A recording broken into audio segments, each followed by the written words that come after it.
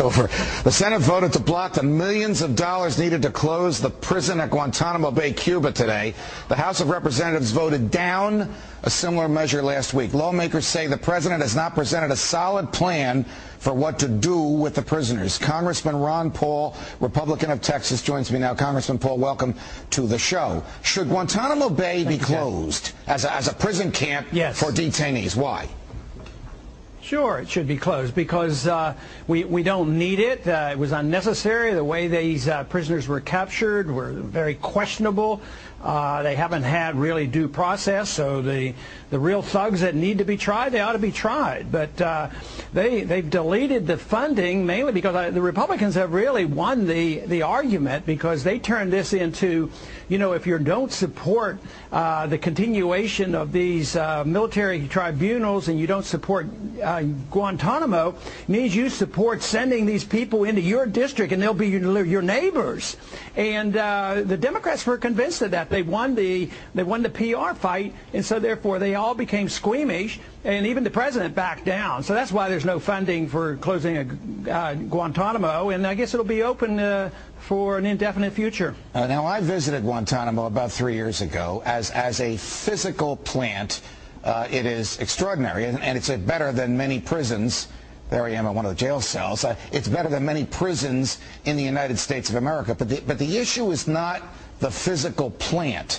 The issue is not the 3 square meals a day. The issue is, why are these people there, and how can we keep them without proving that they've done something wrong in some legitimate, recognized court of law? I think that's the key to it. And so far, they don't have an answer because they're not allowing them to be tried in a legitimate court of law. I think a good example was set with the individuals that were involved with the bombing of the towers in 1993. I mean, we even went into Pakistan, arrested them, brought them over here, tried them in our court system. And they're not our neighbors. They're in a federal prison, and nobody feels threatened by them. So I'm not so sure why they're so determined not to pursue the law. Anyway, it's been politicized enough, and it looks like the politicians are going to win this argument, and the rule of law will not win. Should the government be regulating credit card companies and tell them what kind of interest they can charge and when they can penalize people, or should the free market do this? Well, you know, there is a provision in the Constitution that allows us to be involved in some of this activity, and that is to protect contracts. So what we're doing here is violating that mandate by the Constitution to protect contracts. We're violating contracts. So, no, I think they shouldn't be doing it at all. I voted against that bill, and I talked to one Democrat on the House floor. He says, why are you against this bill?